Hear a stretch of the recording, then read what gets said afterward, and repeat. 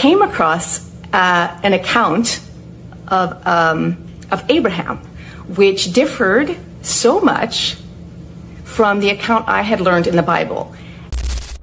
This is Hillary, a woman who embraced Islam more than a year ago. Her spiritual journey hasn't just reshaped her way of life, but also transformed how she understands the great stories of the prophets she once learned from her previous scripture.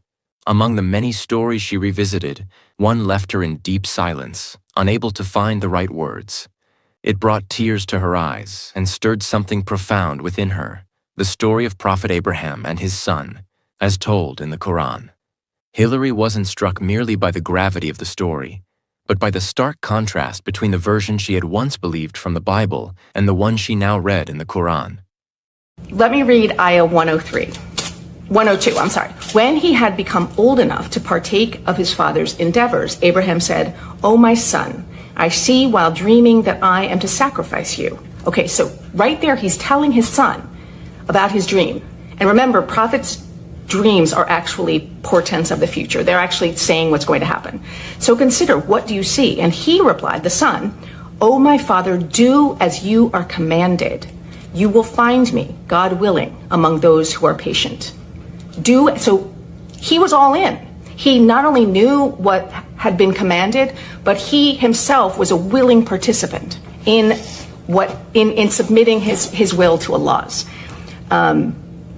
This resonates completely differently for me, because he and his father together are going up the mountain.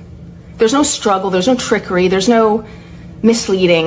They together have decided that they are going to follow the will of God and go up the mountain. And there's some history that says that the son was the one who said, "Put me on my forehead so you don't see my face, so that you're not dissuaded from doing what Allah has commanded you to do."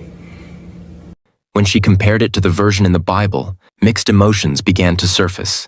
In her former scripture, Abraham takes his son to be sacrificed without revealing the true purpose. The child, unaware of what was about to happen, only discovers the truth at the last moment. Now, reading the Quranic version, she couldn't help but ask, why would a prophet need to mislead his own child to fulfill God's command? That contrast became a moment of clarity for her. To her, the Quran's telling of Abraham's story embodied values she now held dear: honesty, awareness, and sincere submission to faith. It wasn't the drama of the story that moved her, but the peace, clarity, and truth it carried. And in that, she found greater conviction in the path she had chosen. So yesterday, I was reading the Quran on my live, which I do most evenings. We were reading Surah 37, Al-Safat, and came across an account of Abraham, which differed so much from the account I had learned in the Bible. And you might not think the differences are that great, but they were to me, and I want to share the differences because I think this is something everyone should understand. In the Bible, Abraham received this revelation that he was supposed to sacrifice his son, Isaac. And so he and his son went up to the mountain, and the son, all the while, thinking that they were going to sacrifice a lamb.